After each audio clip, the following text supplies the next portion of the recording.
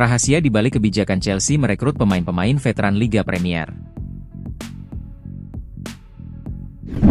Siapa yang sangka, kebijakan transfer Chelsea yang selama ini gila-gilaan berburu pemain muda, mendadak balik arah 180 derajat? Keputusan mengejutkan resmi dibuat. Setelah bertahun-tahun mengumpulkan talenta muda berbakat, The Blues kini justru mendatangkan dua sosok veteran syarat pengalaman. Danny Welbeck yang berusia 35 tahun dan Jordan Henderson yang menginjak usia 36 tahun. Banyak supporter terheran-heran, ada apa sebenarnya dengan manajemen Todd Boehly? Apakah ini murni instruksi khusus dari sang pelatih baru, Xabi Alonso? Atau ada krisis mendalam yang diam-diam menggerogoti ruang ganti Chelsea? Bolaforia kali ini kita akan membongkar tuntas rahasia besar dan alasan mendasar di balik manuver transfer tak terduga dari sang raksasa London. Keterkejutan para supporter. Menurut surat kabar Inggris The Athletic, transfer-transfer terbaru ini mengejutkan sebagian besar pengamat, terutama karena prioritas sejak Januari 2023 di bawah kepemimpinan aliansi Todd Boehly dan Claire Lake adalah merekrut para pemain muda berbakat yang memiliki potensi untuk berkembang, sehingga memunculkan pertanyaan tentang apa yang telah berubah. Manajemen saat ini tidak sepenuhnya mengabaikan perekrutan pemain-pemain yang benar-benar siap sejak pembelian klub pada Mei 2022, di mana periode transfer pertama menyaksikan kedatangan Raheem Sterling yang berusia 27 tahun, Kalidou Koulibaly yang berusia 31 tahun, dan Pierre-Emerick Aubameyang yang berusia 33 tahun, namun tak satu pun dari mereka yang memberikan dampak sesuai harapan, sehingga Koulibaly dan Aubameyang pergi setelah 1 tahun, sementara Sterling tampil mengecewakan dengan seragam Chelsea, hingga akhirnya resmi pergi pada Januari, meskipun penampilan terakhirnya bersama tim adalah pada Mei 2024.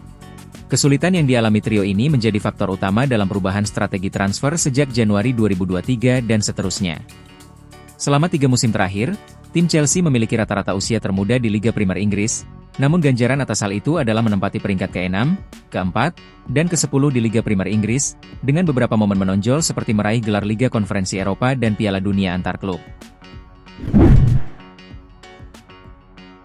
Apakah ini instruksi Alonso? Perubahan ini tidak seharusnya hanya dikaitkan dengan kedatangan pelatih baru Xabi Alonso, yang ditunjuk pada bulan Mei, karena pemilik bersama Behdad Eghbali telah memberikan sinyal kuat bahwa perubahan akan datang saat berbicara di Konferensi Olahraga Dunia, CAA, di Los Angeles pada bulan April. Behdad Eghbali menyatakan, ada sebuah rencana. Kami mencermati rencana itu.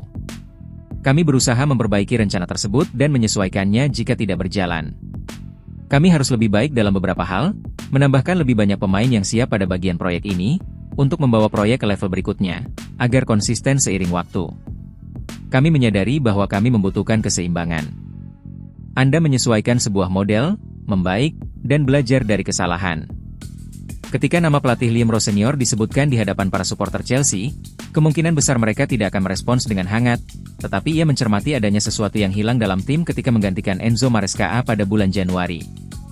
Sumber-sumber dari dalam klub, yang berbicara tanpa mengungkap identitas mereka kepada surat kabar The Athletic untuk melindungi hubungan, menegaskan bahwa dalam pertemuan pertama tim, Rowe Senior berbicara kepada para pemain tentang bagaimana kurangnya kematangan emosional merugikan peluang mereka untuk memenangkan pertandingan, dan menyoroti bahwa Chelsea bisa saja unggul dalam pertandingan, tetapi jika terjadi sesuatu yang merugikan mereka, entah itu keputusan wasit atau kebobolan gol yang tidak beruntung, mereka kehilangan fokus dalam 10 atau 15 menit berikutnya dan seringkali kalah.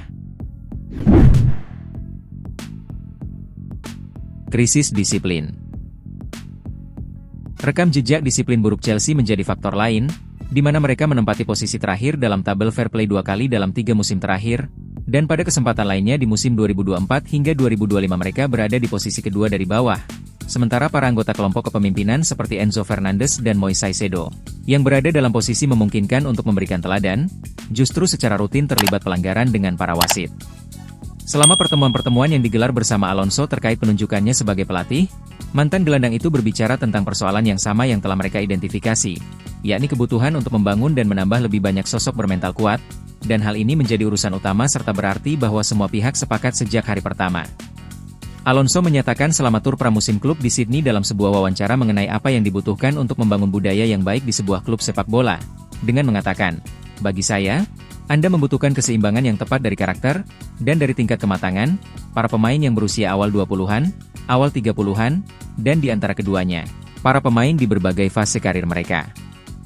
Henderson dan Welbeck akan mendapat perhatian terbesar dalam hal ini dan itu bisa dipahami, di mana Chelsea memandang Henderson sebagai sosok yang akan membantu meningkatkan standar di lapangan latihan maupun saat pertandingan.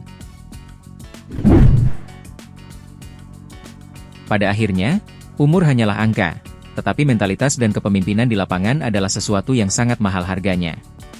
Kedatangan Henderson dan Welbeck menjadi bukti nyata bahwa bakat mentah saja tidak cukup tanpa adanya kematangan emosional dan kedisiplinan.